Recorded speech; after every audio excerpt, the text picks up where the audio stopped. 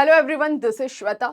आज हम स्टार्ट करने वाले हैं हमारे मॉडर्न हिस्ट्री का नेक्स्ट चैप्टर, जहां पर हम जानने वाले हैं भारत में जब ब्रिटिश रूल कर रहे थे उस समय हमारी भारतीय शिक्षा का विकास किस प्रकार से हुआ था। किस उद्देश्य के तहत ब्रिटिश इंडियन रूल के समय में भारतीय शिक्षा का विकास किया गया था और उसके परिणाम क्या निकल कर आए थे। तो किस उद्देश्य से किया गया था या परिणाम क्या निकल कर आए थे, इसके बारे में तब हमें जानकारी मिलेगी जब हम सारे उन पॉलिसीज को पढ़ेंगे या सारे उन कमीशंस को पढ़ेंगे ब्रिटिश रूल के समय जो लाए गए थे। ओके, आफ्टर इंडिपेंडेंस जब हमें आज़ादी मिलती है तो हमारी गवर्नमेंट ने भी हमारे देश की शिक्षा के विकास के लिए काफ़ी कुछ किया और उस क्षेत्र में उस दिशा में कई सारे कमीशंस बनाए गए, बहुत सारे एक्ट लाए गए। उनके बारे में हम आगे आने वाले सेशंस में डिस्कस करेंगे। ठीक है, तो बेसिकली जो अभी हम चैप्टर्स कर रहे हैं ये मॉडर्न हिस्ट्री के, ये बात कर रहे हैं उस टाइम पीरियड की ब्रिटिश रूल की के समय कौन कौन से स्पेसिफिक रीजन में ब्रिटिश ने क्या किया था। जैसे हमने पहले जाना था रेवेन्यू सिस्टम के मामले में, ठीक है, हमने जाना था इकोनॉमिक स्ट्रक्चर के मामले में, और अब हम जान रहे हैं भारतीय शिक्षा। तो कुछ ऐसे सेक्शन है जो इंपॉर्टेंट है जहां पर हमें स्पेसिफिकली देखना पड़ेगा कि ब्रिटिश ने इस क्षेत्र में किया क्या। ओके, तो स्टार्ट करते हैं हमारे सेशन को। उसके पहले यहाँ पर आप देख सकते हैं क्योंकि यूपीएससी सिविल सर्विसेज 2024 का एग्जाम बहुत पास आ चुका है, समय आपके पास काफी कम बचा है, अप्रॉक्स 2 मंथ ही है अराउंड। तो आप में से जो भी बच्चे इस साल एग्जाम में अपियर हो रहे हैं वो हमारे इस टेस्ट सीरीज को ज्वाइन कर सकते हैं। ऑनलाइन ऑफलाइन दोनों ही मोड में ये टेस्ट लिया जाएगा। यहाँ पर आपको ऑफलाइन सेंटर्स शो हो रहे होंगे, करोल बाग, मुखर्जी नगर, लखनऊ और पटना, ये चारों ऑफलाइन सेंटर्स है। तो आप में से जो भी बच्चे इन सिटीज के आसपास रहते हैं वो वहां जाके टेस्ट दे सकते हैं, और अगर आप वहां नहीं है तो आप ऑनलाइन भी टेस्ट सीरीज ज्वाइन कर सकते हैं। डिस्क्रिप्शन बॉक्स में डिटेल से लिंक दे रखा है, वहां पर आप जाके सारा इसके बारे में देख सकते हैं। ओके, अब देखो प्रीलिम्स है, बहुत पास है, तो मैं आप सभी को ये बोलूंगी कि जितना ज्यादा से ज्यादा हो सके क्वेश्चंस लगाइए, प्रीवियस ईयर क्वेश्चन लगाइए, मॉक टेस्ट दीजिए और टॉपिक वाइज कोशिश करिए चीजों को कवर करने की। जैसे आपने हिस्ट्री पढ़ रहे हैं तो पूरा एंशिएंट करें, तो पूरे एंशिएंट के जितने भी क्वेश्चंस आपको मिलते हैं प्रीवियस ईयर क्वेश्चन, मार्केट में बहुत सारी बुक मिल जाएंगी, या फिर जो टेस्ट सीरीज है उसके थ्रू अपना पूरा एंशिएंट का क्वेश्चन लगा लीजिए। इसी तरह मिडेवल, इसी तरह मॉडर्न। तो जब आप रिवीजन करते जाए ना, रिवीजन करते हुए एक एक सेक्शन को अपना साथ के साथ टेस्ट देते रहिए ताकि आपका कॉन्फिडेंस भी बिल्ड हो जाए, और जो थोड़ा बहुत आपके रिवीजन में कमी रह जाएगी वो टेस्ट लगाने के बाद आपको पता लग जाएगा कि क्या हमें और इम्प्रूव करने की आवश्यकता है। ओके, चलिए स्टार्ट करते हैं। तो ब्रिटिश रूल है, ब्रिटिश रूल है तो जो भी ब्रिटिश अपने रूल के समय देश में कर रही थी वो किसके हित में कर रही थी? अपने ही हित में कर रही थी। तो यहाँ पर भी यही दिखाई देगा कि भारतीय शिक्षा के विकास के क्रम में ब्रिटिश उतना ही योगदान देगी जितनी उसे अपने लिए जरूरत है, या फिर जब ऐसा लगा कि भारतीय थोड़े से ज्यादा अवेयर हो चुके हैं, नेशनल मूवमेंट हो रहे थे हमारे देश में, उस समय जब हम राष्ट्रीय शिक्षा की उन्नति की बात कर रहे थे, तब उन मांगों के दबाव के कारण ब्रिटिश ने थोड़े बहुत रिफॉर्म्स किए थे। लेकिन जितना भी काम ब्रिटिश भारतीय शिक्षा पर करती वो केवल और केवल अपने देश के हित में, और जब तक उसके देश का हित नहीं था तब तक वो पूरी तरह से उदासीन थी भारतीय शिक्षा के प्रति, ना तो उसका कोई पॉजिटिव ना नेगेटिव, कुछ ध्यान ही नहीं था उधर। तो यहाँ पे शुरुआत से ही पूरी जर्नी को बताया गया है। देखते हैं क्या बोलता है। कंपनी शासन, कंपनी शासन यहाँ पर टर्म यूज कर रहा है, ये वर्ड क्यों यूज कर रहा है? इसलिए क्योंकि ब्रिटिश पहली बार जब इंडिया में रूल करते हैं तो डायरेक्ट रूल नहीं करते, इनडायरेक्ट, क्योंकि ब्रिटेन की ईस्ट इंडिया कंपनी आई थी भारत में व्यापार करने के लिए। तो हमें पता लगता है कि इस ईस्ट इंडिया कंपनी जो कि एक व्यापारिक कंपनी थी, ओके, ये ट्रेडिंग कंपनी के साथ साथ धीरे धीरे इंडिया के पॉलिटिकल सिस्टम में घुसने लग जाएगी, और इसने बंगाल का क्षेत्र जो है वो अपने कब्जे में कर लिया, और इसके बाद से ये बंगाल का प्रशासन देखने लग जाएगी। तो ये दो काम करने लगेगी, व्यापारिक निकाय के रूप में भी काम करेगी और साथ ही साथ ये प्रशासनिक निकाय के रूप में भी काम करती है, और फिर धीरे धीरे ये क्षेत्र बढ़ता जाता है, भारत के अन्य क्षेत्रों पर भी इसका नियंत्रण स्थापित हो जाता है। ओके, तो पहले ईस्ट इंडिया कंपनी का शासन भारत में चला कब से कब तक? तो आप मानकर चलिए 1773 से लेके 1858 तक का वो टाइम पीरियड है जब भारत में कौन शासन कर रहा था? East India company. अब भारत का मतलब पूरा भारत नहीं, 1773 में केवल एक छोटा क्षेत्र, धीरे धीरे धीरे धीरे इंडिया के 2/3 पार्ट को कॉन्कर कर लिया। इवन इस समय तक भी ऐसा नहीं था कि पूरा भारत, भारत में बहुत सारी रियासतें थी, भारत में आज का पाकिस्तान और आज का बांग्लादेश भी इंक्लूड, ठीक है। 1858 से लेके 1947 तक हमें किसका रूल दिखाई देता है? ब्रिटिश रूल ही करते हैं। लेकिन इस ईस्ट इंडिया कंपनी के रूल को खत्म कर दिया और ब्रिटेन की सरकार भारत का शासन डायरेक्ट अपने हाथ में ले लेगी। और जैसे भारत में आज सर्वोच्च पद किसका है? राष्ट्रपति का, हमारे head of state president of India है। इसी तरह ब्रिटेन में सर्वोच्च पद क्राउन का कहा जाता है, वहां की महारानी। तो इसीलिए जब ब्रिटिश गवर्नमेंट अपने हाथ में इंडिया का रूल लेगी तो सारा काम किसके नाम पर होता है? क्राउन के नाम पर होता है। तो क्राउन रूल स्टार्ट हो जाएगा 1858 से इंडिया में। ओके, तो ये स्टार्ट में चैप्टर में क्या बोल रहा है राइटर? कंपनी शासन के अंतर्गत शैक्षिक विकास, यानी जब इस टाइम पीरियड में ईस्ट इंडिया कंपनी भारत के अलग अलग क्षेत्रों का प्रशासन देख रही थी, उस समय कौन कौन से विकास किए गए थे भारतीय शिक्षा में। क्लियर हो गया? तो पहले हम कंपनी शासन के अंतर्गत पढ़ेंगे 1773 से 1858 तक, और फिर हम डिस्कस करेंगे महारानी के शासन के अंतर्गत 1858 से 1947 तक की जर्नी। ओके, तो यहां पर स्टार्ट करते हैं। प्रारंभिक 60 वर्षों तक व्यापार में ध्यान केंद्रित। इनिशियली जब ईस्ट इंडिया कंपनी ने भारत में प्रशासन संभाला, जैसे सबसे पहले बंगाल वाले क्षेत्र का, बंगाल के बाद में इसके हाथ लग जाता है क्या? तो मैसूर वाला रीजन, फिर मराठवाड़ा, बाद में सिख क्षेत्र, फिर अवध को मिला लेगी, है ना। हैदराबाद तो इनडायरेक्टली इसी के कंट्रोल में था।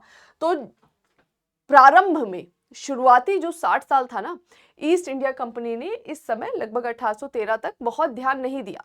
तो प्रारंभ के 60 वर्षों तक ईस्ट इंडिया कंपनी का ध्यान केवल और केवल भारत में व्यापारिक लाभ कमाने पर था। भले इसके हाथ में भारत के कुछ क्षेत्र आ गए थे, इसके बावजूद ये वहां पर शिक्षा व्यवस्था में कोई इंटरेस्ट नहीं ले रहा था। इसका सिर्फ ध्यान था कि जब क्षेत्र मिला है तो इससे ज्यादा टैक्स रेवेन्यू कलेक्ट कर लो और अपनी आवश्यकता की पूर्ति कर लो।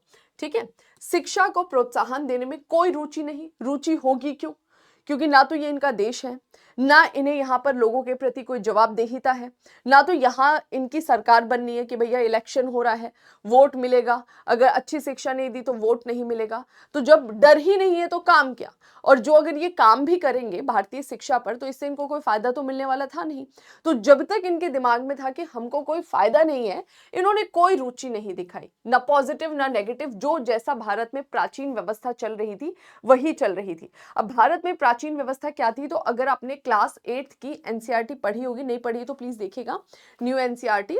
तो जो न्यू एनसीईआरटी है ना क्लास 8th की, वहां पर बहुत अच्छे से बता रखा है इंडियन एजुकेशन सिस्टम के बारे में। इनिशियली जब ब्रिटिश रूल नहीं था, ब्रिटिश रूल के पहले क्या भारत में शिक्षा व्यवस्था नहीं थी? थी शिक्षा व्यवस्था, लेकिन उस समय जो भारतीय शिक्षा व्यवस्था थी वो प्राथमिक स्तर पर ज्यादा मजबूत थी।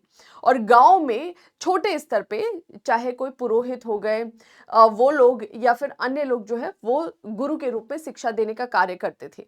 और वो शिक्षा देने के लिए कोई प्रॉपर, जैसे आप देखते हैं ना आज स्कूल का स्ट्रक्चर है, एक सिलेबस होता है, एक आपका टाइम होता है कि इतने बजे स्कूल जाना है, इतने बजे आपका लंच होगा, फिर आपकी छुट्टी होगी, या फिर आपका एग्जाम्स होंगे, है ना। हाफ ईयरली होता है, एनुअल होता है। अब तो बहुत सारी चीजें चेंज हो गई, हमारे टाइम में यही होता था, अब तो बहुत अलग अलग चीजें होती है।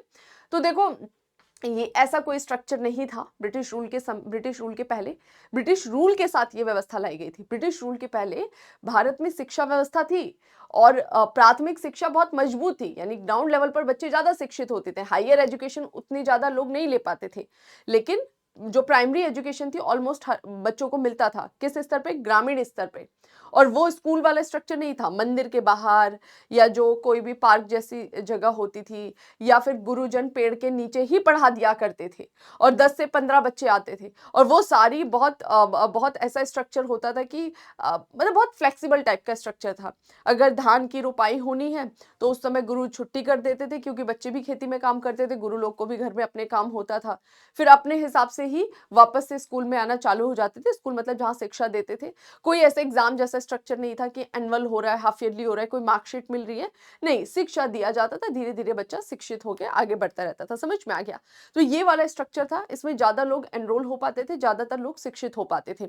जब ब्रिटिश रूल स्टार्ट होता है तो इसके बाद हम देखते हैं, पहले तो इन्होंने इंटरेस्ट लिया ही नहीं, और फिर बाद में ये इंटरेस्ट लेंगे। क्यों लेंगे वो अभी आपको थोड़ी देर में चैप्टर में पता लग जाएगा।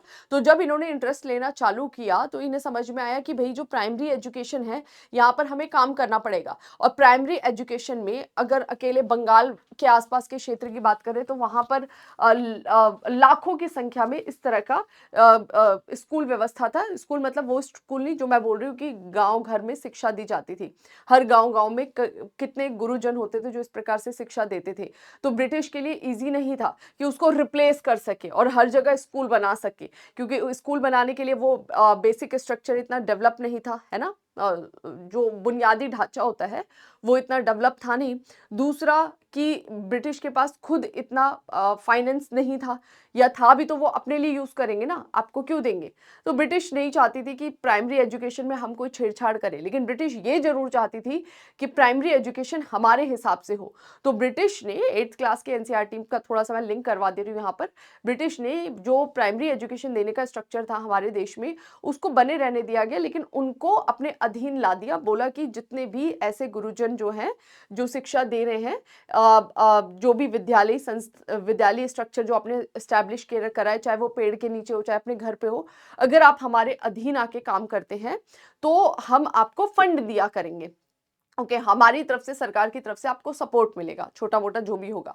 दूसरा ये कि अगर आप हमारे अधीन आते हैं तो आपको क्या, आपको एक सिलेबस फॉलो करना पड़ेगा। हम जो किताबें बताएंगे आपको वो पढ़ाना पड़ेगा। बच्चों का एक एग्जाम होगा, इनका एक टाइम टेबल बनेगा, स्कूल आने का, स्कूल जाने का, ये पूरी व्यवस्था जो है वो ब्रिटिश लेकर आएंगे। तो कई सारे स्कूल जो थे उन्होंने अधीनता स्वीकार की और बहुत सारे गुरुजन थे उन्होंने अधीनता स्वीकार नहीं की।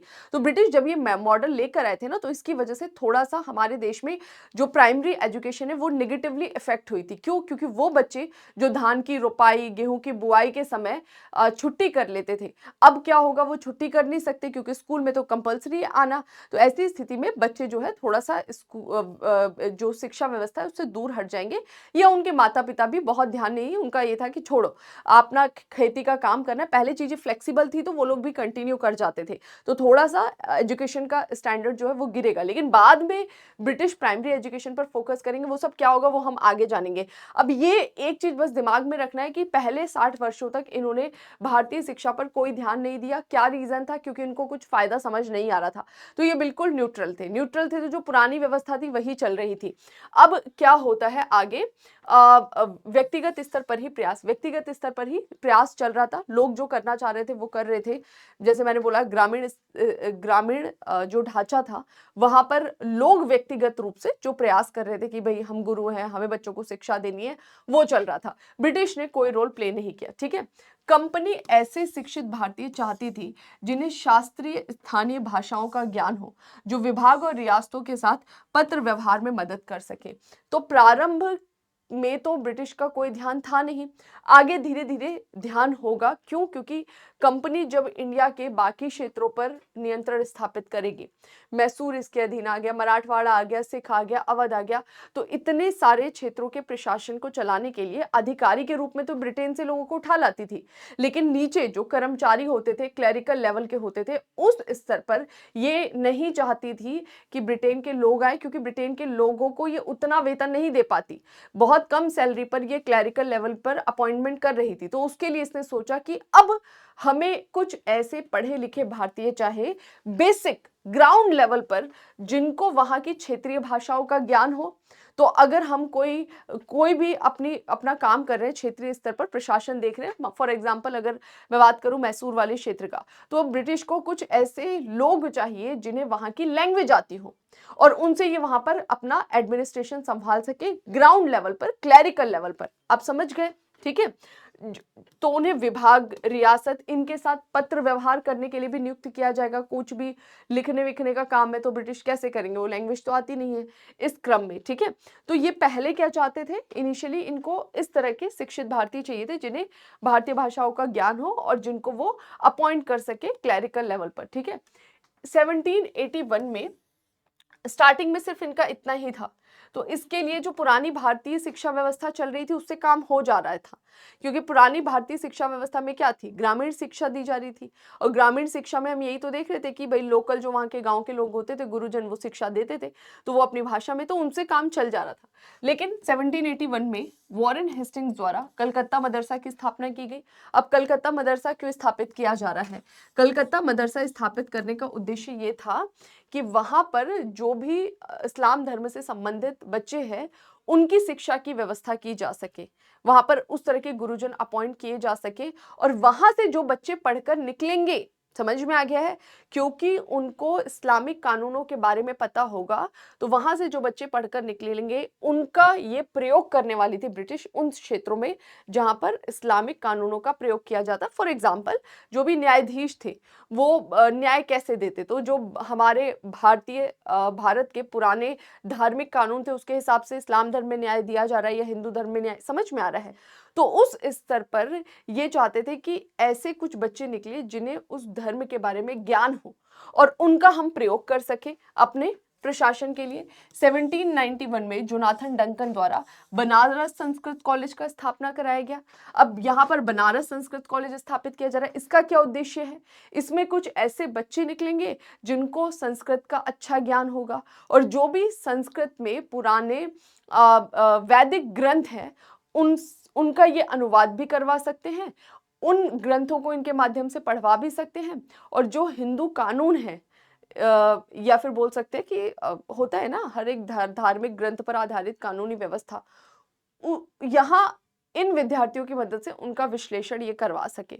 तो इन दोनों ही कॉलेज को खोलने का उद्देश्य सिर्फ यही था, ठीक है, कि यहाँ से कुछ ऐसे धार्मिक रूप से शिक्षित भारतीय निकले जिनका संबंध इस्लाम धर्म से और सनातन धर्म से हो। 1800 में वेलेज़ली द्वारा फोर्ट विलियम कॉलेज की स्थापना की गई थी। अब फोर्ट विलियम कॉलेज की स्थापना क्यों की जा रही है?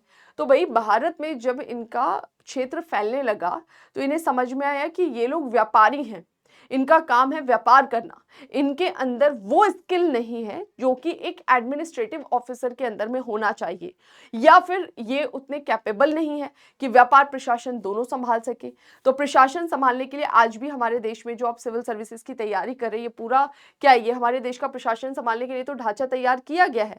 आज ये ढांचा थोड़ा सा हिल जाए तो पूरा देश का शासन संभालना मुश्किल हो जाएगा। तो ये व्यवस्था ब्रिटिश ही लेकर आए थे। तो ब्रिटेन से जो भी व्यक्ति भारत में आ रहे थे प्रशासनिक अधिकारियों के रूप में इंडियन सिविल सर्विसेज में, उनको प्रशिक्षण देने के लिए, क्योंकि भाई ब्रिटेन का व्यक्ति है, वहां की लैंग्वेज आता है, वहां के उसको लॉ एंड ऑर्डर्स पता होंगे, अब वो इंडिया में आके एकदम से कैसे प्रशासन संभाल लेगा। तो उनको प्रशिक्षित करने के लिए क्या खोला गया था? एक फोर्ट विलियम कॉलेज की स्थापना की गई थी, जहां पर ऐसे बच्चों को प्रशिक्षण दिया जाता था जो ब्रिटेन से आके भारत में प्रशासन संभालते थे। असैनिक अधिकारियों की शिक्षा के लिए, असैनिक अधिकारी, ठीक है, क्योंकि इनका काम था प्रशासन संभालना। हालांकि 2 ही वर्षों में ये बंद हो जाता और फिर लंदन में ही इस तरह के प्रशिक्षण की व्यवस्था कर दी गई थी, तो वहीं से वहीं प्रशिक्षण लेके फिर ये इंडिया में आते थे।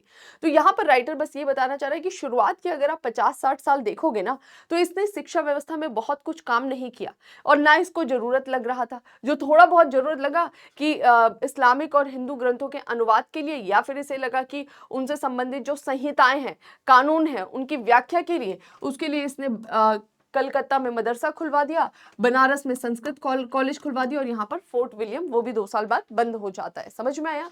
चलिए आगे बढ़ जाते हैं। अब पहली बार जो ब्रिटिश ने भारतीय शिक्षा व्यवस्था में इंटरेस्ट लिया वो हमें कहाँ दिखाई देता है? 1813 के चार्टर एक्ट में। अभी क्राउन रूल ही चल रहा है, क्राउन रूल कब, सॉरी, कंपनी का ही रूल चल रहा है। कंपनी रूल कब से कब तक था वापस बता दे, 1773 से लेके 1858 तक। तो वैसे 73 क्या 64 से ही बक्सर युद्धबादी कंट्रोल हो जाता है, लेकिन एक्ट के अनुसार 1773, ठीक है। तो ब्रिटेन की जो पार्लियामेंट थी, क्योंकि उसने इसको चार्टर इशू किया था क्राउन के नाम पर, तो जब भी ईस्ट इंडिया कंपनी का एक समझौता पत्र बोल सकते हो आप, उसे खत्म होता था कि भैया ब्रिटेन की पार्लियामेंट ने बोल दिया और तुम 20 साल भारत से व्यापार और प्रशासन कर सकते हो। 20 साल बाद ये वापस जाएगी कि भाई हम चाहते हैं कि आप इस चार्टर को और आगे बढ़ा दीजिए, तो वो बोलते ठीक है हम आगे बढ़ा देंगे, लेकिन अब हमें लगता है कि तुम्हारा प्रॉफिट बढ़ गया, तुमको इस प्रॉफिट का जो शेयर है वो भी बढ़ा देना चाहिए, ओके, या फिर हमारी ये कुछ कुछ और कानून है, अब आपको इस हिसाब से भारत में प्रशासन चलाना होगा। तो ये समय समय पर आगे बढ़ता रहता था समझौता। तो इसी तरह 1813 का चार्टर एक्ट आया। पहली बार 1813 के चार्टर एक्ट में व्यवस्था की गई कि इंडियन एजुकेशन सिस्टम पर खर्च करने के लिए बजट में पैसा लाया गया। ओके, मतलब जैसे आज हमारी सरकार बजट लाती है, अभी तो इस साल इंटरिम बजट ही आया था, तो जो बजट लाती है सरकार, सरकार क्या करती है उस बजट में बताती है ना पूरा कि हमारा क्या कितना कितना हम फंड जो है वो दे रहे हैं, किस किस सेक्शन के लिए, क्या हमारा आय व्यय का बेसिकली ब्यौरा देती है। तो बजट में हर एक सेगमेंट के लिए एक फंड जो है वो अलॉट होता है कि भैया शिक्षा पे हम इतना खर्च करेंगे, स्वास्थ्य पे इतना खर्च करेंगे, कृषि पे हम इतना खर्च करेंगे, यानी कुछ परसेंट दिया रहता है। तो यहाँ पर इंडियन एजुकेशन पर अभी तक बजट में कोई पैसा नहीं अलॉट हो रहा था। पहली बार 1813 के चार्टर एक्ट में व्यवस्था की गई कि भारतीय शिक्षा के विकास के लिए 1 लाख रुपए खर्च किए जाएंगे। हालांकि ये 1 लाख रुपए भी इनसे यूज नहीं हो पा रहे थे, इंडियन एजुकेशन सिस्टम पर भी 1 लाख ये यूज नहीं कर पा रहे थे। तो क्यों ये व्यवस्था लेकर आए, राइटर यहाँ पर थोड़ा सा आपको बताएगा कि प्रति वर्ष 1 लाख रुपए, किंतु इसके व्यय को लेकर विवाद होने पर 1923 तक राशि नहीं दी गई। मतलब ये भी इनसे खर्च ही नहीं हो पाया कि कैसे करना है, क्या करना है, एग्जैक्ट इनके पास में कोई स्ट्रक्चर था नहीं। ठीक है, इस बीच व्यक्तिगत स्तर पर क्या प्रयास हो रहे हैं। ठीक है, ये तो व्यक्तिगत स्तर पर प्रयास हो रहा है, लेकिन आप थोड़ा सा सोचेंगे कि क्या कारण था 1813 में ये एक्टिव हुई। देखो 1813 में एक्टिव होने का रीजन ये था क्योंकि इस समय तक ब्रिटेन में इंडस्ट्रियल रिवॉल्यूशन आ चुका था, ब्रिटेन में बड़े बड़े उद्योग लग चुके थे। अब ब्रिटेन में उद्योग तो लग ही रहे हैं, मतलब वहाँ जो ब्रिटेन है यहाँ पर हमें इंडस्ट्रीज तो दिखाई ही दे रही हैं, साथ ही साथ हमें क्या दिखाई दे रहा है कि वहां पर डेमोक्रेसी भी आ चुकी थी, है ना, लोकतांत्रिक व्यवस्था थी। ओके, और डेमोक्रेसी आने की वजह से वहाँ के जो लोग थे, जल्दी ब्रिटेन में चुनाव होने वाले थे, वहाँ के लोग सरकार पे दबाव बना रहे थे। ऐसे लोग जो कि इन इंडस्ट्रीज से जुड़े हुए थे, बड़े बड़े पूंजीपति थे, वो लगातार सरकार पे दबाव बनाई थी कि देखो भैया हमें चाहिए रॉ मटेरियल या फिर कच्चा माल, सस्ता कच्चा माल। ठीक है, और हमें चाहिए एक अच्छा खासा मार्केट। इन दोनों का यूज क्या होगा, कच्चा माल जो मिलेगा, सस्ता कच्चा माल, इनका कहना था भारत इन ये दोनों चीजों की आपूर्ति हमें कर देगा। सस्ता कच्चा माल जो हमें मिलेगा उसको हम ब्रिटेन लाएंगे, अपनी मशीनों में डालेंगे, और इन मशीनों से जो तैयार माल होगा उसको हम इंडिया के मार्केट में बेचेंगे। ठीक है, तो इन्होंने बोला कि देखो भारत का दरवाजा आप हमारे लिए खोल दो, आपने अकेले जो ईस्ट इंडिया कंपनी के लिए खोला है ना, इसकी जो मोनोपोली बना रखी है इसको खत्म करो। तो इस चार्टर एक्ट में बोल दिया गया ठीक है, हमने भारत का दरवाजा पूरे ब्रिटेन के पूंजीपतियों के लिए, व्यापारियों के लिए खोल दिया। अब दरवाजा तो खोल दिया, लेकिन मार्केट ऐसे मार्केट नहीं होता, मार्केट को मार्केट में कन्वर्ट करना होता। फॉर एग्जाम्पल कोई नई ड्रेस आ रही है ना, अब वो ड्रेस जो भी ब्रांड या फिर कोई नया ब्रांड आ रहा है, आपने क्या देखा, लोगों को कितना बेवकूफ बनाया जाता है, आप भी बेवकूफ बनते, हम भी बेवकूफ बनते, कैसे। तो कोई नया ब्रांड आ रहा है, अब वो ब्रांड तो आ गया, अब उस ब्रांड को लोगों तक पहुंचाना है, मतलब मार्केट में कन्वर्ट करना है, आपको उसका उपभोक्ता बनाना है। तो उपभोक्ता बनाने के लिए किसी सुंदर सी लड़की या लड़के को खड़ा कर दिया जाएगा, और वो सुंदर सी लड़की पर्सनैलिटी वाइज भी सुंदर हो सकते हैं, मतलब किसी अच्छे डिजिग्नेशन पर हो सकते हैं, एक्टर हो सकते हैं, एक्ट्रेस हो सकते हैं, या कोई इन्फ्लुएंसर हो सकते हैं जिससे लोग बहुत प्रभावित हैं। अब वो व्यक्ति उस ब्रांड का कपड़ा पहनकर आ जाएगा, अब वो पहन रहा है, वो कुछ भी पहनेगा वो सुंदर ही लगेगा, लेकिन आपको लगेगा वो सुंदर लग रहा है तो मैं भी सुंदर लगूंगा या लगूंगी, तो हम उससे इन्फ्लुएंस हो जाते हैं। वो कपड़ा पहन रहा है, अच्छा, तो ऐसे जो कंपनीज होती हैं वो लोग जो है ना उनको अपने मार्केट में कन्वर्ट करती है। कन्वर्ट करने के लिए क्या करती है, ऐसे जितने भी इन्फ्लुएंसर होते हैं उनको अपना ब्रांड का प्रमोशन करने के लिए रख लेती हैं, और क्योंकि हम उनसे प्रभावित है तो अब वो जो हेयर स्टाइल कर लेंगे, बाल खड़े कर लिए, हम भी कर लेंगे, वो जो ड्रेस पहन लेंगे हम भी पहन लेंगे, तो हमारे पास पड़े हुए कपड़े, लेकिन वो फैशन है जो वो पहन रहे हैं। तो यही यहाँ पर ब्रिटिश सरकार को करना था कि इंडिया में पॉपुलेशन तो है, इसको मार्केट में कन्वर्ट करना है। अब मार्केट में कैसे कन्वर्ट होगा, ब्रिटेन में बन रहा है कंपनी, जो बड़ी बड़ी इंडस्ट्रीज है उसमें क्या बन रहा है, जैम बन रहा है, हम खाएंगे क्या जैम, भारतीय उस समय के, किसको वो बोलेगा ये सड़ा के टमाटर को क्यों खाऊंगा भाई मैं, है ना, प्रोसेस्ड फूड वो क्यों खाएंगे जब उनको खेत में बिल्कुल ताजी ताजी चटनी, टमाटर मिल रहा है उसका वो हरा धनिया मिर्चा डाल के चटनी नहीं बना लेंगे, तो उनके लिए कोई मतलब नहीं था। भारत कैसा देश है, ट्रॉपिकल सब ट्रॉपिकल रीजन में सिचुएटेड है, तो अब ब्रिटेन में बन रहा है tie shirt coat pant, Indians क्यों पहनेंगे, गले में क्यों फंसा के रखेंगे, हमें ठंड तो लग नहीं रही है, तो हम तो हवादार धोती और साड़ी पहनकर घूमेंगे। तो एक्चुअली इंडियन मार्केट में कन्वर्ट करना है, कन्वर्ट करने के लिए ब्रिटिश को ये समझ में आया था एजुकेशन सिस्टम। 1813 तक ब्रिटिश गवर्नमेंट समझ चुकी थी कि भाई भारत में अगर हम भारतीयों को थोड़ा सा पढ़ा लिखा देंगे, है ना, थोड़ा सा शिक्षित कर देंगे। तो ये शिक्षित भारतीय जो है वो कहीं ना कहीं फैशन की तरफ अपना रुझान करेंगे और ये अपने आप को थोड़ा सा अव्वल दर्जे का दिखाएंगे और दिखाने के चक्कर में उन चीजों को फॉलो करेंगे जो हम फॉलो कर रहे हैं। हम इन्हें बताएंगे कि मतलब शिक्षित होना ही अपने आप में मॉडर्न कहलाना नहीं है या अपर क्लास में जाना नहीं है, उसके लिए तुमको ऐसा बनना पड़ेगा। सिर्फ पढ़ना नहीं, पढ़ने के बाद तुमको ऐसा कपड़ा पहनना पड़ेगा, ऐसा हेयर स्टाइल बनाना पड़ेगा, ये एसेसरीज कैरी करनी पड़ेगी। आप बेसिकली समझ पा रहे होंगे। तो मार्केट में कन्वर्ट करने के लिए थोड़ा सा एजुकेशन की तरफ इन्हें पुश करो। दूसरा, ब्रिटिश को ये समझ में आया कि अगर ये भारतीय थोड़े पढ़ लिख जाएंगे तो इनको हम शिक्षा व्यवस्था ऐसी देंगे जिस शिक्षा व्यवस्था से ये हमारे रूल के समर्थक बन जाएंगे। आप समझ पा रहे हैं? यानी जो हम इंडिया में रूल कर रहे हैं ना, इनको इस प्रकार की शिक्षा दे कि ये वो शिक्षा ले, वो एजुकेशन ले जिससे ये कभी हमारे विरोध में ना जाए बल्कि हमारे फेवर में आ जाए। जैसे बचपन से आपको कोई पढ़ा दे, पाकिस्तान आपका बिल्कुल पक्का दोस्त है, आपको पता ही ना हो, लिखवाया जा रहा है, पढ़ाया जा रहा है, बचपन से एक ऐसे एक जगह पे रखा है जहां पर ना कोई टीवी है ना कोई मीडिया है, कुछ आपको पता ही नहीं, आपको बहुत अच्छे रिलेशंस दिखाए हैं। तो जब आप बड़े होकर निकलोगे 20 साल बाद तो आपको वो वाली फीलिंग आएगी, भैया दोस्त वाली अलग ही लेवल की, आपको कुछ पता ही नहीं। क्योंकि तो यही करना चाह रहे थे कि एजुकेशन सिस्टम पे उसका कंट्रोल। तो ऐसी किताबें पढ़वाएं जिसमें ये दर्शाया जाए इन्हें कि ब्रिटेन बहुत पावरफुल है, ब्रिटेन के पास साइंस है, टेक्नोलॉजी है, सब कुछ है और तुमको इनका अनुसरण करना है। ये जब तक तुम्हारे यहाँ पर है तभी तक तुम्हारा विकास संभव है। ये चले गए तो तुम पुराने बैलगाड़ी और बंदर वाले जमाने में चले जाओगे। इन्होंने ऐसा दिखा दिया था भारतीयों को। तो इसी वजह से जब ये एजुकेशन लिखकर जो मिडिल क्लास निकलता है ना इंडिया में, आप देखते हो कि 1857 के रिवोल्ट में मैक्सिमम मिडिल क्लास बिल्कुल चुप्पी साधे हुआ था या आगे भी बहुत लंबे समय तक नहीं वो बोलता। उसका रीजन क्या था? क्योंकि इन्हें ये समझ आ चुका था कि ब्रिटिश जब तक है तभी तक इंडिया में चीजें चल रही है, पॉजिटिव इंडिया डेवलप हो रहा है। वरना इन्हें बैलगाड़ी याद आ जाता था, इन्हें ये नहीं याद आ जाता था कि भैया हमारा एंशिएंट, हमारा मिडिवल कितना ब्राइट रहा है। क्योंकि उस समय वो सारी हिस्ट्री जो है एक तरफ से थोड़ा कॉर्नर कर दी गई थी। ये तो इसका रीजन मैंने आपको बता दिया। ओके, अब आगे बढ़ जाते, क्या बोल रहे हैं? इस बीच व्यक्तिगत स्तर पर प्रयास, यानी कि सरकार ने तो कुछ खास नहीं किया, हालांकि यहाँ पर ये जो भी लेकर आई है उसका रीजन भी क्या था वो मैंने आपको बता दिया। अब व्यक्तिगत स्तर पर लोग क्या कर रहे हैं? हमारे बहुत सारे देश में ऐसे स्कॉलर्स इस समय हुए जो पढ़ लिख चुके थे, देश के बाहर से पढ़कर आए थे और उन्होंने ये समझ लिया था कि हमें हमारे देश में तभी डेवलपमेंट होगा जब हमारे देश के लोगों को सही प्रकार की शिक्षा मिलेगी या शिक्षा के क्षेत्र में जब विकास होगा। तो कुछ लोगों ने इस दिशा में काम किया, जैसे राजा राम मोहन रॉय, कलकत्ता कॉलेज के लिए इन्होंने अनुदान दिया। सरकार ने कलकत्ता, आगरा, बनारस में 3 संस्कृत कॉलेज की स्थापना करवाई। क्यों कराई? तो सरकार पर ये लोग दबाव बनाते थे कि भाई आप इस क्षेत्र में करो, भाई इंडिविजुअल कोई कितना कर सकता है, सरकार ही कर सकती है ना।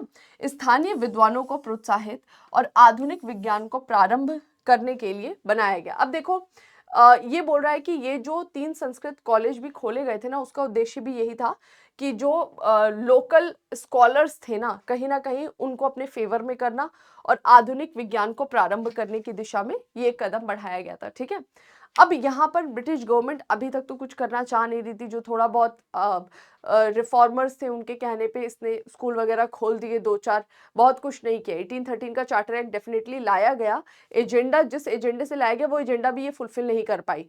इसके सामने क्वेश्चन ये आ रहा था कि अगर हम भारतीय शिक्षा व्यवस्था पर 1 लाख रुपए खर्च कर रहे हैं तो वो 1 लाख रुपए भी हमें कैसे खर्च करना है।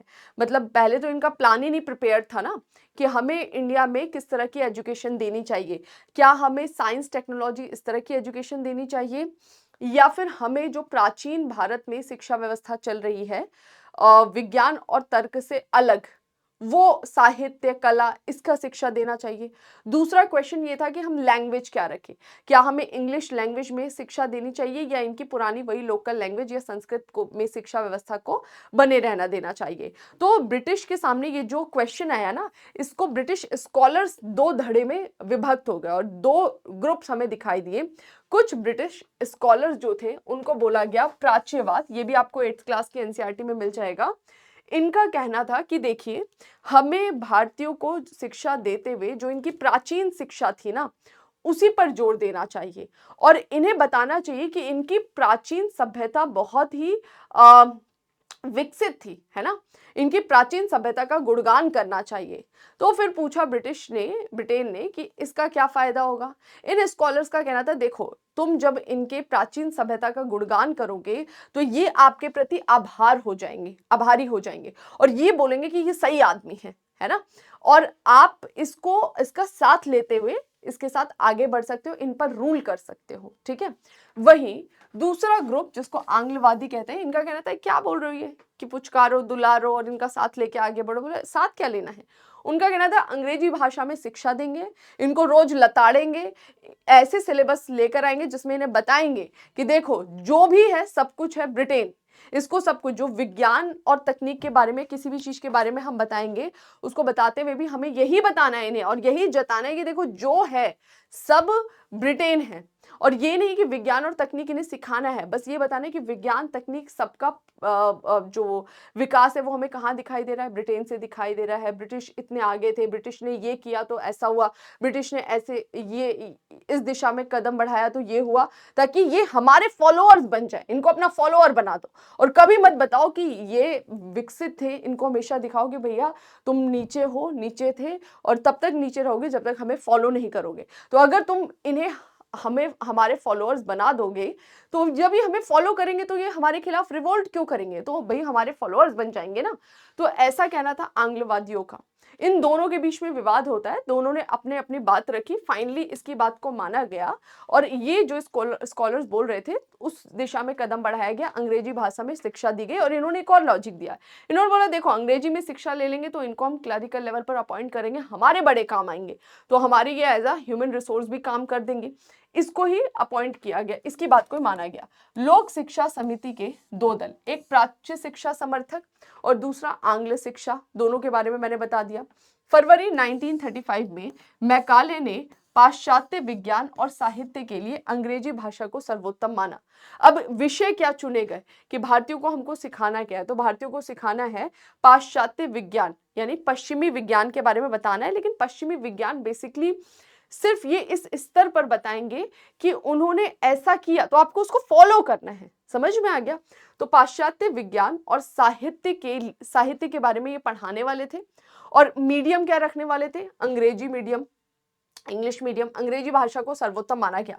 भारतीय साहित्य को निम्न स्तर का कहा गया। बोल दिया गया कि भारतीय साहित्य जो है वो इस क्वालिटी का नहीं है, इंडियन लिटरेचर की वो शिक्षा दी जाए तो हमें इनको जो हमारा पाश्चात्य विज्ञान है या वेस्टर्न लिटरेचर है उसके बारे में ही शिक्षित किया जाना चाहिए। और ये बात हो रही है अपर लेवल पर, यानी जो हायर एजुकेशन है, क्योंकि ग्राउंड लेवल पर तो इनकी औकात नहीं थी ये चले जाए। एक एक राज्य में लाखों की संख्या में गुरु बैठे हुए थे, मतलब वो शैक्षणिक संस्थान थे, तो ये उसको रिप्लेस तो कर नहीं सकते थे। ना तो इनके पास उतना ह्यूमन रिसोर्स था, ना ही इनके पास में उतना फंड था। तो जो अपर लेवल पर या हायर एजुकेशन है उस स्तर पर ये इसको एग्जीक्यूट करेंगे मैकाले। ओके, इसी के बाद शिक्षा का माध्यम अंग्रेजी बना दिया गया। तो ये जो व्यवस्था लाई गई ना आंग्ल प्राच्य विवाद के बाद, मैकाले ने इसमें आंग्ल शिक्षा को महत्व दिया। यह उच्च और मध्य वर्ग की ऐसी श्रेणी बनाना चाहती थी जो रक्त और रंग से भारतीय हो, किंतु विचार, नैतिक मापदंड, प्रज्ञा और प्रवृत्ति से अंग्रेज हो। इनका लॉजिक ये था कि अब जब भारतीय अंग्रेजी शिक्षा लेकर बाहर निकलेंगे, ओके, और ये जब अंग्रेजी शिक्षा लेकर बाहर निकलेंगे और उन सिलेबस में ये बताया कि ब्रिटेन ने ये किया और इस वजह से वो इतना आगे बढ़ा, तो ये हमारे फॉलोअर बन जाएंगे। तो ये कैसे भारतीय बनेंगे? ये ऐसे भारतीय बनेंगे जो हमेशा हमें ऊपर रखेंगे।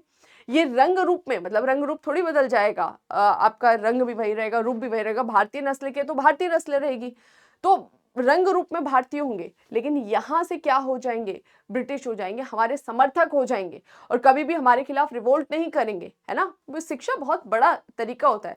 अभी अब सब कुछ आपका बंद कर दिया जाए, स्कूल में आपको जो पढ़ाया जाए बचपन से या घर में जो सिखाया जाए, और आपके पास कोई इंटरनेट कुछ भी ना हो जहां पर आप चीजों को और एक्सप्लोर करते जाओ, तो वो जो किताबी ज्ञान ये चार लोगों के मुंह से जो पढ़ोगे वही आप सीखकर समझकर परिपक्व हो जाओगे। तो आप, बहुत बड़ी चीज होती है ये। अगर थोड़ा कभी मौका मिले 5 मिनट बैठकर चिंतन करिएगा इस पे। तो यहाँ पर यही बोलता है राइटर कि एक ऐसा वर्ग बनाना चाहती थी अपर क्लास का, मिडिल क्लास का, जो रंग रूप में भारतीय हो लेकिन असल में वो अंग्रेजी शासन का पक्षधर बन जाए। यह दुभाषी के रूप में काम कर सके, मतलब इनको हिंदी तो आएगी या अपना लोकल लैंग्वेज तो आएगा, इंग्लिश और ये सीख लेंगे तो हमारे लिए काम आ जाएगा। इससे विज्ञान साहित्य की शिक्षा जनसाधारण तक पहुंच जाएगा। और इनका कहना था कि ये शिक्षा रिस्क कर जाएगी, फनल वाला इन्होंने ऐसा स्ट्रक्चर बनाया। इनने बोला कि देखो हम केवल इतने ही लोगों को, देखो वैसे तो ऐसा नहीं, फनल ये उल्टा फनल बनेगा बेसिकली। ज्यादा पॉपुलेशन क्या है यहाँ पर ग्राउंड लेवल पर, फिर हायर एजुकेशन यहाँ पर आएगा, तो ये केवल कुछ को टारगेट करे। और इन्होंने बोला कि जब ऐसे लोगों को हम शिक्षित कर देंगे तो यही शिक्षित लोग जो है ना वो विज्ञान साहित्य की शिक्षा आगे जाकर किसको देंगे, नीचे या फिर प्राइमरी एजुकेशन तक पहुंचाएंगे, है ना, समझ में आ गया। तो इन्होंने इस हिसाब से इस एजुकेशन सिस्टम को केवल हायर एजुकेशन तक ही सीमित रखा। हालांकि इसका कोई फायदा हुआ नहीं, ये कैसे रिस्क चला जाएगा नीचे तक, है ना। यहाँ पे 5 लोग हैं, यहाँ पे 500 लोग हैं और यहाँ पर 5000 लोग हैं, तो ये सोचो ना, ये अकेला इन तक कैसे अपनी एजुकेशन को पहुंचा सकता है, पॉसिबल ही नहीं है। इसे अधोगामी निस्यंदन सिद्धांत कहा गया था कि धीरे धीरे रिस कर ऊपर को हम पढ़ा लिखा के शिक्षित कर दे रहे, जो हम जिस तरह से उन्हें प्रिपेयर करना चाहते हैं ये नीचे वालों को देख लेंगे। तो ये अधोगामी निस्यंदन जो है ये इनका पूरी तरह से फ्लॉप हुआ था। आगे बढ़ते हैं नेक्स्ट, थॉमसन प्रयास। अब देखो यहाँ पर हमें कुछ 2-4 कमिटीज वगैरह दिखाई देंगे, आयोग दिखाई देंगे, फटाफट देख लेते हैं, बहुत घुसने की जरूरत है नहीं इसमें। 2-4 पॉइंट्स ध्यान रखना। आंग्लवाद प्राच्यवाद विवाद याद रखिएगा। थॉमसन जो है उसने क्या किया, उत्तर पश्चिमी सीमा प्रांत का गवर्नर था। यहाँ पर ये जो नॉर्थ वेस्ट फ्रंटियर था यहाँ पर ब्रिटिश गवर्नर था। इसके द्वारा देसी भाषा द्वारा ग्राम शिक्षा की विस्तृत योजना पेश की गई थी। इसने बोला कि जो लोकल लैंग्वेज है उसी में ही गांव में शिक्षा दी जानी चाहिए। कैसे, उसके लिए इसने प्रॉपर प्लानिंग पेश की थी। अब केवल कॉलेज में अंग्रेजी, जबकि गांव में कृषि विज्ञान और क्षेत्रमिति जैसे विषयों का अध्ययन। इसने बोला कि देखो जो वो इसके पहले वाला हमने देखा आंग्ल प्राच्यवाद विवाद, उसमें तो हायर एजुकेशन की बात की जा रही है। बोला कि कॉलेज में तो अंग्रेजी सिखा रहे हो चलेगा, जो गांव के स्तर पर है ना वहां पर हमें विषय भी बदलने पड़ेंगे। विषय में भी हमें कोई इंग्लिश लिटरेचर नहीं, हमको क्या बताना है इनको, कृषि विज्ञान। ओके, क्योंकि ये ग्राउंड लेवल पर एग्रीकल्चर से ही जुड़े हुए हैं, तो कृषि विज्ञान जैसे विषयों का इन्हें अध्ययन कराना होगा गांव के स्तर पर। और इसके लिए हमें प्रॉपर शिक्षा विभाग का गठन करना पड़ेगा। वो जो शिक्षा विभाग होगा वो मैनेज कर पाएगा पूरे क्षेत्र में, मतलब जहां भी ब्रिटिश रूल करें उन सारे क्षेत्रों में गांव के स्तर पर कैसे हमें इन विषयों में शिक्षा की व्यवस्था करनी है। इसका उद्देश्य नवगठित राजस्व और लोक निर्माण विभाग के लिए शिक्षित व्यक्ति उपलब्ध कराना था। अब देखो लोक निर्माण विभाग बनाया था ब्रिटिश ने, ये गांव के स्तर पर काम कर रहे हैं, वहां पर लोग चाहिए काम करने के लिए, और वहां पर लोग जो काम करेंगे, अब केरल हो गया, तमिलनाडु हो गया, आज तो चलो इंग्लिश बहुत सारे लोग बोल पाते हैं, लेकिन आज भी जाइए वहां के ग्रामीण क्षेत्रों में, अब जाकर आप हिंदी बोलोगे तो साउथ बेल्ट में वहां पर हिंदी समझने वाला कौन मिलेगा, नहीं मिलेगा। कोई तमिल बोलता है, कोई तेलुगु बोल रहा है, कोई कन्नड़ बोल रहा है, कोई मलयालम बोल रहा है। तो इस तरह से तो क्या हो गया, कम्युनिकेशन गैप हो गया ना। अब इसको फिल करने के लिए क्या बोल रहे हैं, ये बोल रहा है कि देखो अगर हम गांव के स्तर पर, ये जो था ना थॉमसन, इसने बोला कि गांव के स्तर पर हमें उनकी लैंग्वेज में ही शिक्षा व्यवस्था करनी चाहिए, विषय रहने चाहिए, कृषि विज्ञान संबंधित विषयों की शिक्षा देनी चाहिए जो गांव के स्तर पर दी जाती है। हायर एजुकेशन में जब वो जाएंगे तब तो वही व्यवस्था चलेगी जो अभी हमने देखा। तो इससे क्या होगा, जो बच्चे गांव के स्तर पर ही रह जाएंगे, हायर एजुकेशन के लिए नहीं जाएंगे, वो वहीं पर जो हमने लोक निर्माण विभाग का गठन किया है या जो हमारे राजस्व विभाग है उनको वो संभाल लेंगे, क्योंकि उनको लोकल लैंग्वेज आ जाएगा, तो इजीली वो लोगों से कम्युनिकेट भी कर लेंगे। तो हमारे लिए एक बड़ा क्लैरिकल लेवल का ग्रुप तैयार हो जाएगा। चार्ल्स वुड का डिस्पैच 1854, ये थोड़ा सा इंपॉर्टेंट है। ये बोर्ड ऑफ कंट्रोल के अध्यक्ष थे। बोर्ड ऑफ कंट्रोल में ऑलरेडी बता चुकी हूँ, court of directors, board of control. Board of control basically क्या काम करता था, तो बोर्ड ऑफ कंट्रोल का काम था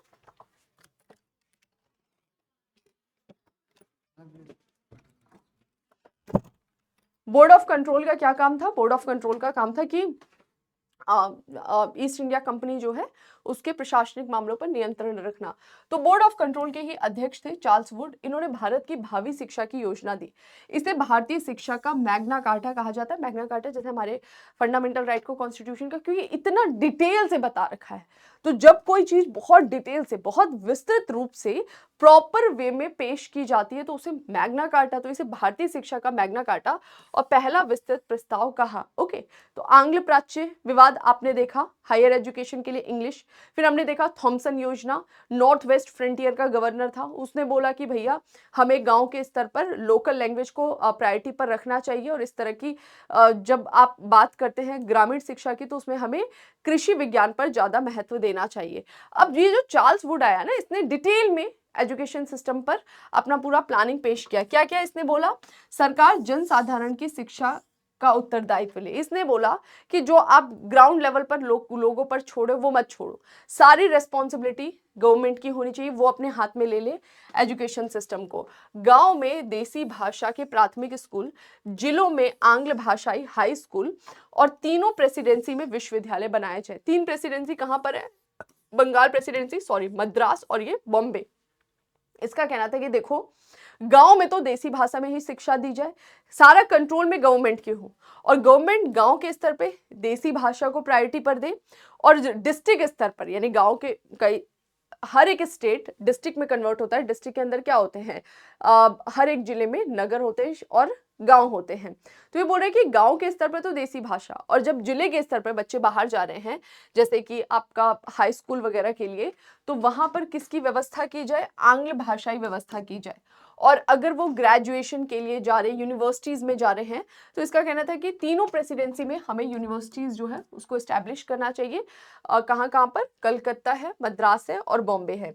इसके अलावा इसने बोला स्त्री शिक्षा, तकनीकी विद्यालय और अध्यापक प्रशिक्षण पर भी ध्यान देना चाहिए। हमें ध्यान देना चाहिए कि जो ये एजुकेशन सिस्टम है इसमें विमेंस का भी पार्टिसिपेशन हो, क्योंकि देखो जो फॉरेन कंट्रीज है वहाँ पे विमेंस जो है उनका एज अ ह्यूमन रिसोर्स बहुत अच्छा यूज होता है। इसी वजह से आप देखेंगे वहाँ की जीडीपी अच्छी आती है। अब हमारे देश में क्या है, प्रॉब्लम क्या है हमारे देश में, कि महिलाएं काम पूरा कर रही है, भरपूर कर रही है। मतलब घर में जो भी आप लोगों की मम्मी होंगी, कई सारे ऐसे लड़के होंगे जिनकी वाइफ हाउस वाइफ है, जो उनको हाथ में पानी भी ला कर देती है। तो महिलाएं घर में काम पूरा कर रही है, तीनों टाइम का खाना बना रही है, झाड़ू पोछा बर्तन या जो भी कर रही है, वही काम अगर आप बाहर से सर्वेंट बुलाते हो, कोई लड़की हो या कोई लड़का आके करे, तो आप उसको सैलरी दोगे 20,000 25,000, उतना भी कम पड़ जाएगा।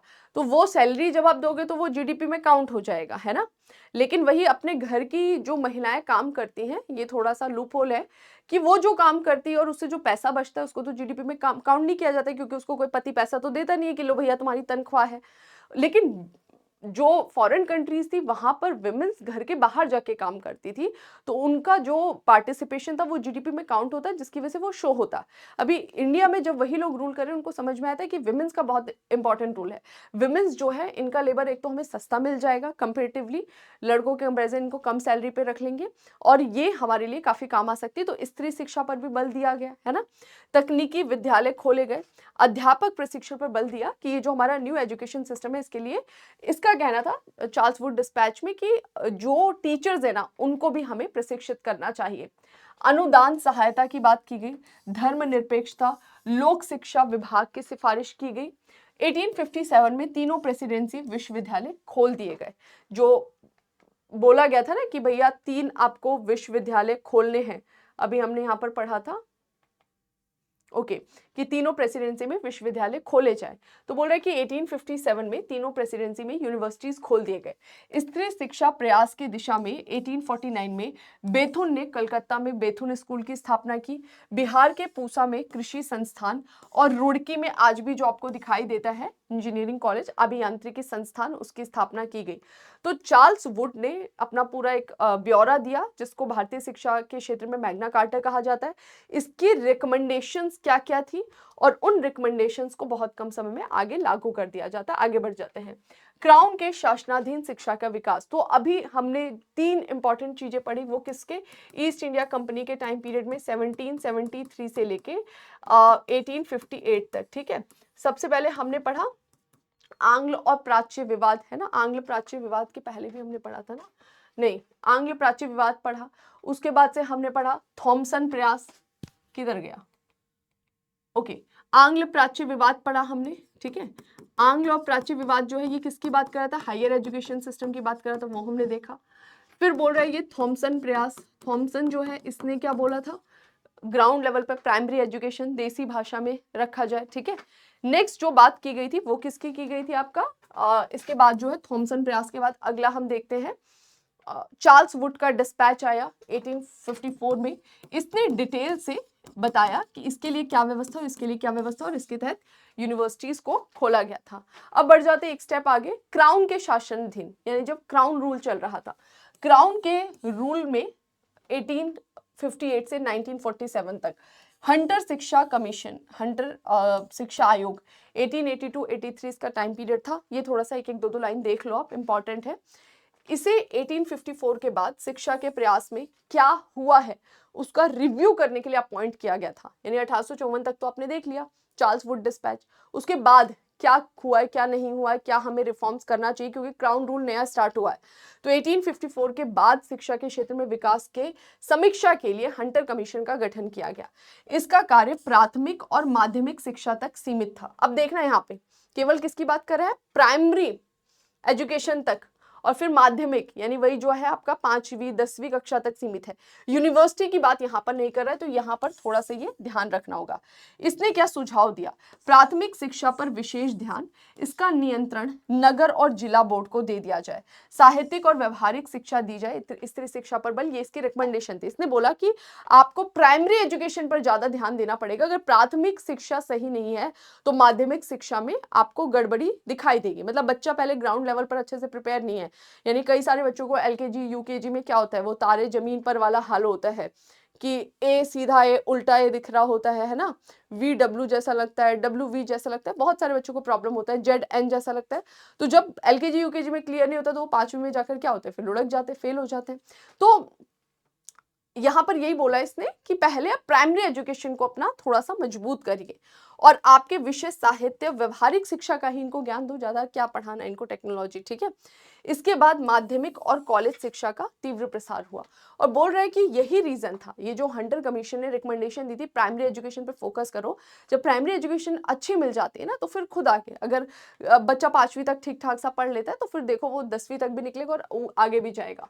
इसके बाद से एक एक्ट आता है 1904 का, हंटर कमीशन के बाद से जो इंपॉर्टेंट है 1904 का एक्ट है। 1904 का एक्ट जो है ना, ये तो कर्जन लेकर आया था, कर्जन ठीक आदमी तो था नहीं। कर्जन जो 1904 का एक्ट लेकर आया था, ये बेसिकली जो भी इस समय कर रहा था वो सब भारत में जो नेशनलिस्ट हमें दिखाई देते, राष्ट्रवादी दिखाई देते, उनको कंट्रोल करने के लिए कर रहा था। बेसिकली इसका कोशिश यही था कि कैसे राष्ट्रवादियों पर मैं नियंत्रण करूं। तो अब जो भी चीजें दिखाई देंगी ना वो राष्ट्रवादियों पर नियंत्रण करने के लिए, और इसे ये समझ में आया कि एजुकेशन सिस्टम बहुत ही इंपॉर्टेंट रोल प्ले करता है। शिक्षा तो भाई महत्वपूर्ण रोल प्ले करता है ना, चाहे आप घर पे सीखो चाहे स्कूल में सीखो, यही दो जगह होती है। तो आजकल के छोटे छोटे बच्चे देखा है बचपन में ही गाली देना सीख जाते हैं और हमें बहुत अच्छा लगता है उनके मुंह से गाली बाहर जाके फिर और गाली देते हैं, या छोटे पे ही चिल्लाना सीख जाते हैं। बहुत सारी चीजें हमें पता ही नहीं लगता है कि ये बच्चा क्यों ऐसा रिएक्ट कर रहा है, क्योंकि उसने सुना है, या तो घर में सुन लिया है, या तो रोड पे चलते हुए सुन लिया है, या ट्यूशन में सुना है, स्कूल में सुना है, कहीं सुना। और बच्चा बचपन में इतनी तेजी से उसका दिमाग सारी चीजों को कैच करता है, ग्रो करता है कि वो फट फट फट जो आप बोल रहे होते हो वो सब सुन रहा होता है, सीख रहा होता है। तो यहाँ पर भी यही था कि कर्जन को ये बात पता थी कि इन नए जो राष्ट्रवादी निकल रहे हैं इनको रोकने के लिए एजुकेशन सिस्टम में हमें कुछ कंट्रोल करना होगा। 1904 का एक्ट आता है, भारतीय विश्वविद्यालय अधिनियम, नाम से ही लग रहा है किससे जुड़ा है, विश्वविद्यालय। 20वीं शताब्दी के प्रारंभ में शिक्षा स्तर में गिरावट और क्रांतिकारियों को पैदा करने वाले कारखाने कहा गया। इनका कहना था कि देखो एजुकेशन सिस्टम सही नहीं है, शिक्षा का स्तर वो रहा नहीं है, और ये जो शिक्षा का स्तर है ये ऐसा शिक्षा का स्तर हो गया है जिससे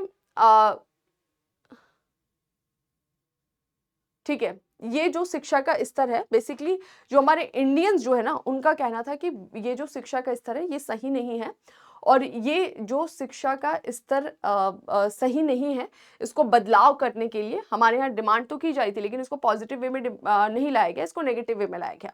और जब ये एक्ट लाया गया ना, तो गोखले ने इसे राष्ट्रीय शिक्षा को पीछे धक्का देने वाला अधिनियम कहा गया कि भैया तुमने हमारी एजुकेशन सिस्टम में जो चेंजेस किए हैं उसको आगे नहीं ले गए हो, एजुकेशन का डेवलपमेंट नहीं किया, बल्कि उसको पीछे की ओर खींच दिया है। और यही रीजन है कि फिर अब यहाँ से क्या क्रांतिकारी जन्म लेंगे। ओके, 1902 में सर टॉमस रैले की अध्यक्षता में समिति का गठन किया गया। ये समिति स्पेसिफिकली किसके लिए काम करने वाली थी? विश्वविद्यालयों के लिए। जैसे आपने देखा, ये हंटर शिक्षा आयोग, ये प्राथमिक माध्यमिक, और ये जो एक्ट था, ये एक्ट तो बाद में आएगा, पहले जो कमिटी बनी थी ना, वो ये कमिटी थी, टॉमस रैले की अध्यक्षता में बनाई गई कमिटी। इस कमिटी का गठन किया गया था कि भैया तुम रिकमेंडेशन दो कि क्या हमें चेंजेस करने चाहिए नए यूनिवर्सिटी के एजुकेशन सिस्टम में। इसके सिफारिश के आधार पर यह कानून ला दिया गया। इस कानून का नाम था भारतीय विश्वविद्यालय अधिनियम 1904। इसमें अध्ययन और शोध पर अधिक ध्यान देने, सरकारी नियंत्रण में वृद्धि लाने की बात की कि जो यूनिवर्सिटीज हैं उसमें गवर्नमेंट का और कंट्रोल हो जाए, ताकि भाई वहां पर कंट्रोल रहना जरूरी है, वहां से जो ये निकल रहे राष्ट्रवादी, इनको रोकना पड़ेगा, है ना। और दूसरा कि आपको शोध वगैरह पर थोड़ा रिसर्च पे ध्यान देना चाहिए।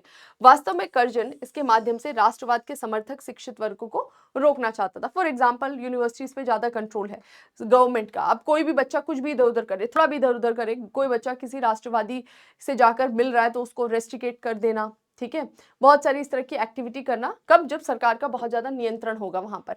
तो ये इसने रिकमेंडेशन किया और कर्जन इसी उद्देश्य से इस एक्ट को लाना चाहता था। शिक्षा नीति पे सरकारी प्रस्ताव, एक और प्रस्ताव लाया जाता है कब? 1913 में। होता क्या है, 1906 में रियासत, क्योंकि ब्रिटिश के पैरेलल भारत में बहुत सारी रियासतें भी थी, बड़ौदा की रियासत ने अनिवार्य प्राथमिक शिक्षा प्रारंभ की। 2009 में एक्ट लाया गया था, है ना, फ्री कंपल्सरी एजुकेशन का। कॉन्स्टिट्यूशन में अमेंडमेंट किया गया, आर्टिकल 21A को इंट्रोड्यूस किया गया, जिसमें बोल दिया गया कि भाई प्राथमिक स्तर पर बच्चों को मुफ्त में शिक्षा दी जाएगी, क्योंकि वहां तक शिक्षा देने के लिए हमारी सरकार कैपेबल है। तो आप जाके किसी भी स्कूल में जाएंगे, आपको मुफ्त में शिक्षा की व्यवस्था मिल जाएगी, ठीक है। तो यहाँ पर ये इंट्रोड्यूस करते हैं कौन? बड़ौदा की रियासत। उसने बोला कि अनिवार्य प्राथमिक शिक्षा, कि प्राइमरी एजुकेशन तो सबको कंपलसरी देना चाहिए, वो हमारा दायित्व बनता है। ओके, और ये जो लेकर आए थे, ऐसी व्यवस्था की मांग धीरे धीरे पूरे भारत के लिए शुरू हो जाएगी। और इसी के तहत 1913 में एक प्रस्ताव लाया गया, जिसमें अनिवार्य शिक्षा तो नहीं, लेकिन सभी प्रांतीय सरकारों से निःशुल्क प्राथमिक शिक्षा का आग्रह किया गया। अब अनिवार्य तो आप कर नहीं सकते हो, कंपलसरी कैसे कर दोगे? तो ये सरकार कंपलसरी करने के लिए मतलब ये कि सबको मिलेगा ही मिलेगा। अभी पता नहीं, आपके पास उतना रिसोर्स है भी नहीं, और ब्रिटिश के पास होगा भी तो देगी क्यों? तो यहाँ पर बस ये बोल दिया गया इस अनिवार्य शिक्षा में 1913 में कि अनिवार्य नहीं, लेकिन निःशुल्क प्राथमिक शिक्षा, यानी जो जिनको भी शिक्षा दी जा रही है उनको फ्री में देने की कोशिश की जाए, ठीक है। सैडलर विश्वविद्यालय कमीशन 1917 से लेकर 19 तक। अब देखो, ये जो अब बैक टू बैक आप देख रहे हो, 1904 का यूनिवर्सिटी एक्ट आया या सैडलर कमीशन बन रहा है, ये सारी यूनिवर्सिटी से जुड़ा हुआ है, क्योंकि यूनिवर्सिटी में आपका एक अलग लेवल का ग्रोथ होता है ब्रेन का ना, वहां से अब आप डिसीजन लेने वाली सिचुएशन में आ जाते हो। तो यहाँ पर सरकार ज्यादा नियंत्रण रखना चाह रही थी। 1917 में लीड्स विश्वविद्यालय के उपकुलपति की अध्यक्षता में कलकत्ता विश्वविद्यालय की समस्या के लिए गठित किया गया। इसकी सिफारिश क्या थी? इसकी सिफारिश थी विश्वविद्यालय शिक्षा में सुधार के लिए, माध्यमिक शिक्षा में सुधार। इसने कहा कि देखो, यूनिवर्सिटी में हम बोल रहे हैं कि एजुकेशन सिस्टम में इंप्रूव करना चाहिए, लेकिन नीचे से गड़बड़ है। पहले हमें जो माध्यमिक शिक्षा है वहां पर इंप्रूव करना होगा। दूसरा, स्कूल की शिक्षा 12 वर्षों की कर दी जाए, मतलब वो जो फर्स्ट सेकंड थर्ड फोर्थ। विश्वविद्यालयों के लिए कठोर नियम ना हो, यहाँ कॉलेज बिखरे होने की जगह पर एक जगह केंद्रित होने चाहिए। जैसे यूनिवर्सिटीज में होता है ना, अलग अलग अलग अलग हमें कॉलेजेस दिखाई देते हैं, तो उनमें बिखराव ना हो ज्यादा, है ना। उसमें यूनिटी जैसा स्ट्रक्चर हो, एक दूसरे से अच्छा कम्युनिकेशन कोऑर्डिनेशन होना चाहिए, ठीक है। महिला शिक्षा, विज्ञान और तकनीकी शिक्षा को इसने प्रोत्साहन देने की बात कही। और इसी के तहत 1916 से 1921 तक 7 नए विश्वविद्यालय, मैसूर, अलीगढ़, ढाका, पटना, बनारस, उस्मानिया, लखनऊ में 7 नई यूनिवर्सिटीज खुली। देखो, 1857 तक हमें 3 ही यूनिवर्सिटीज दिखाई दे रही थी। कहाँ कहाँ पर? तो ये था आपका कलकत्ता वाला, दूसरा था मैसूर वाला, और तीसरा था बॉम्बे। तीनों प्रेसिडेंसी में केवल। और यहाँ पर आप देखते हैं 1916 से 21 तक 7 नए यूनिवर्सिटीज और खुल जाती हैं। ओके, 1920 में सरकार ने इसकी रिपोर्ट को अन्य सभी प्रांतों पर भी लागू कर दिया। तो ये लाया गया तो स्पेशल कलकत्ता यूनिवर्सिटी के लिए, लेकिन इसको बाकी यूनिवर्सिटी में भी लागू कर दिया गया। द्वैध शासन के अधीन शिक्षा व्यवस्था, डायरकी क्या है ऑलरेडी हम बता चुके हैं कि किस तरह से, मतलब प्रांतीय, मतलब डायरकी पहली बार ऐसा आया था जब इंडिया में जितने भी सब्जेक्ट्स थे उसको सेंट्रल लेवल पर, प्रोविंशियल लेवल पर डिस्ट्रीब्यूट किया गया था। और जो प्रोविंशियल लेवल के सब्जेक्ट्स थे उसको भी दो तरह में, दो पार्ट्स में डिवाइड कर दिया गया था, एक ट्रांसफर्स और एक रिजर्व। ये सब हम पहले पढ़ चुके, देखिए।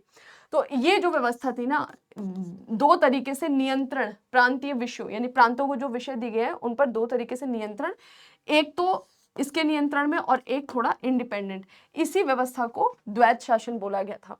तो बोल रहे कि इस समय किस तरह से शिक्षा पर काम किया गया। 1919 के सुधार में शिक्षा विभाग प्रांतीय सरकार को सौंप दिया गया। ये सब्जेक्ट्स का डिस्ट्रीब्यूशन हुआ तो बोल दिया गया कि जो एजुकेशन है वो किसका सब्जेक्ट होगा, एजुकेशन प्रोविंसेस का सब्जेक्ट होगा। प्रांतों को शिक्षा व्यवस्था दे दिया गया। और प्रांतों के पास पैसा है नहीं, प्रांतीय सरकार के पास पैसा था नहीं, तो वित्तीय कठिनाई के कारण प्रांतीय सरकारों ने कोई महत्वपूर्ण काम नहीं किया या योजना नहीं बनाई। शिक्षा की सार्जेंट योजना, क्या है ये सार्जेंट योजना? 1944 में, अब देखो जस्ट हम आ चुके हैं इंडिपेंडेंस के पास, वहां पर ये योजना बनाई गई केंद्रीय शिक्षा मंत्रिमंडल के द्वारा, जहां पर सर्जेंट सरकार के शिक्षा सलाहकार थे। तो इन्होंने कुछ रिकमेंडेशंस दी थी। 1944 की बात कर रहा है।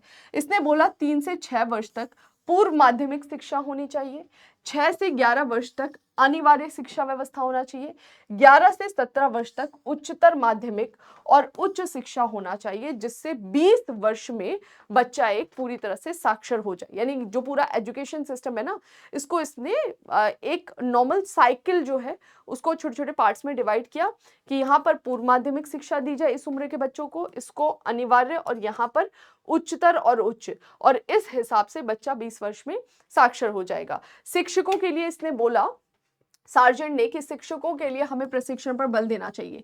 यानी एजुकेशन सिस्टम तभी ठीक होगा जब हमारे पास में जो पढ़ाने वाले हैं उनके पास में प्रॉपर वो कम्युनिकेशन स्किल होना चाहिए ताकि वो अपनी बात बच्चों तक पहुंचा सके। 40 वर्ष में पुनर्निर्माण कार्य पूरा करना था, लेकिन क्रियान्वयन की कोई कार्य योजना नहीं थी कि भाई इसका एग्जीक्यूशन होना कैसे है। बोल दिया, रिकमेंड करना अलग होता है और उसका एग्जीक्यूशन करना अलग अलग काम होता है। तो इसके एग्जीक्यूशन के लिए प्रॉपर प्लानिंग थी नहीं, तो ये हो नहीं पाया।